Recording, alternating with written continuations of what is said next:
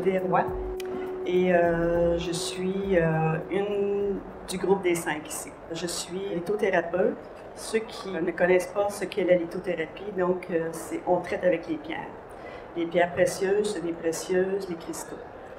Ma première formation, c'était infirmière. J'ai travaillé pendant une dizaine d'années en tant qu'infirmière, dont 7 à Sainte-Justine, en néonatologie, à l'hôpital Sainte-Justine de Montréal.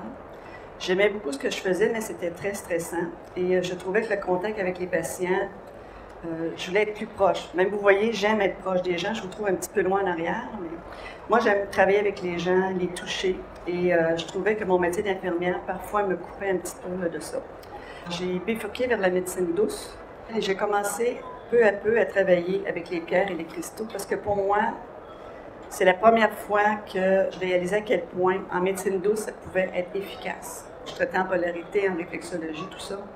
Et j'étais très sceptique, même quand je suis revenue, je vais l'essayer sur mes patients, sur mes clients. Et ça fonctionnait. Et ça allait au-delà de ce que je croyais. Ce qui fait que j'ai commencé à travailler et peu à peu, les gens m'ont demandé de leur enseigner. J'ai ouvert l'Institut Mandala du Bouddha de la médecine avec mon conjoint à Montréal. Avec les thérapeutes, on a travaillé ensemble et on a décidé d'écrire des livres sur la lithothérapie pour aider les gens à mieux travailler avec la lithothérapie. Et c'est notre second livre.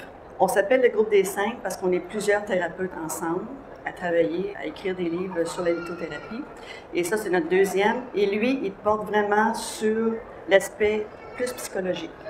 Et c'est vraiment un outil de travail extraordinaire si vous savez comment l'utiliser. Vous allez voir, il y a différentes sections dans le livre. La première section parle des principes de formation des pierres. C'était important pour nous de mettre cette partie-là parce qu'on a réalisé qu'avec chacune des principes de formation, donc magmatique, sédimentaire et métamorphique, ça correspondait à des moments de nos vies à chacun.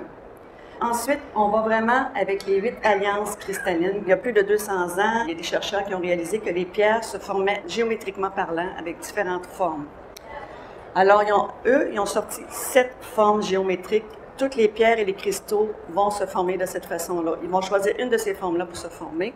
Donc, vous avez à partir du deuxième, cubique, hexagonal, monoclinique, quadratique, rhombique, triclinique et trigonal. Et les géologues ont boudé une 8e formation qui, pour eux, n'existe comme pratiquement pas, même si les pierres existent. On va parler de l'obsidienne, de l'opale, de l'ambre. Pour eux, étant donné que ça se forme tellement vite, il n'y a pas vraiment de forme géométrique atomique. Donc, ils boudent. Ils n'ont pas nommé cette cette formation-là de pierre. Nous, on l'a nommé bouddhique. Vous allez comprendre tantôt pourquoi, parce que ça retouche beaucoup le ici-maintenant. Dans le livre, on décrit rapidement les 8 alliances qui sont reliées à 8 personnalités. Et si vous apprenez à bien les reconnaître, vous allez apprendre à dédramatiser parfois ce qui vous arrive dans votre vie et à vous sentir moins coupable. L'exemple que je donne souvent, moi, je suis plus du système bouddhique. Donc, c'est là, ici, maintenant, j'ai tendance à être plus bordélique. Je vais être comme captivée par le moment présent. Quand je fais quelque chose, je suis là. Et j'ai marié un cubique.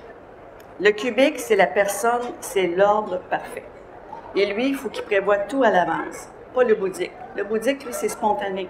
Il va y aller vraiment avec son intuition. Alors, moi, quand j'ai commencé à rester avec mon conjoint, je me sentais très coupable parce que lui était très à l'ordre, même dans le frigidaire. Je disais, écoutez, le frigidaire peut même être une source de conflit à la maison. Parce que pour le cubique, il faut qu'il rouvre son frigidaire, puis les yeux fermés, il faut qu'il soit capable de trouver la bouteille de lait à la même place tout le temps. Le bouddhique, c'est pas ça, lui. Pourvu que le lait soit dans le frigidaire. Donc, vous voyez la différence. En étudiant les 8 alliances, on apprend vraiment à mieux se connaître, à mieux connaître notre conjoint, nos enfants et les gens avec qui on travaille, nos amis aussi. Le livre, on l'a vraiment expérimenté en groupe. Ça fait 5 ans qu'on travaille sur ce livre-là. On l'a expérimenté en atelier avec des gens, avec nos patients.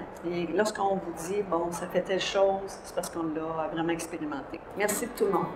Au revoir.